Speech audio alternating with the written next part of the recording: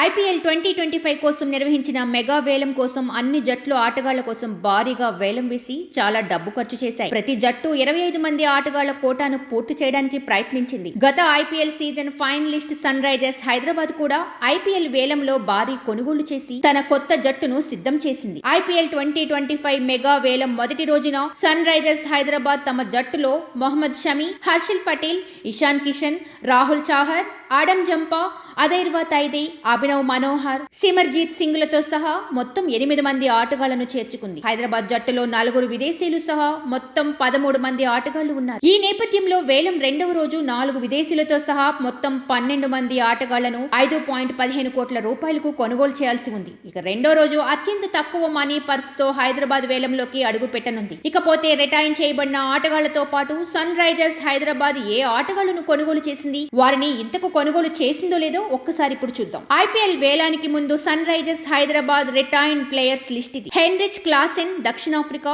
23 కోట్లు, Pat Cummins Australia 18 కోట్లు, Travis head Australia 14 కోట్లు, అభిషేక్ శర్మ ఇండియా 14 క్రోర్స్, నితీష్ కుమార్ రెడ్డి ఇండియా 6 క్రోర్స్. ఇక ఐపీఎల్ 2025 వేలంలో సన్ రైజర్స్ హైదరాబాద్ కొనుగోలు చేసిన ఆటగాళ్ల లిస్ట్ ఇదే. Mohammed Shami India 10 crores, Harshal Patel India 8 crores, Ishan Kishan India 11.25 crores, Rahul Chahar 3.20 crores, Adam Jampa Australia 2.40 crores, Atharva Taide India 30 lakhs, Abhinav Manohar India 3.2 crores, Simarjit Singh India 1.5 crores.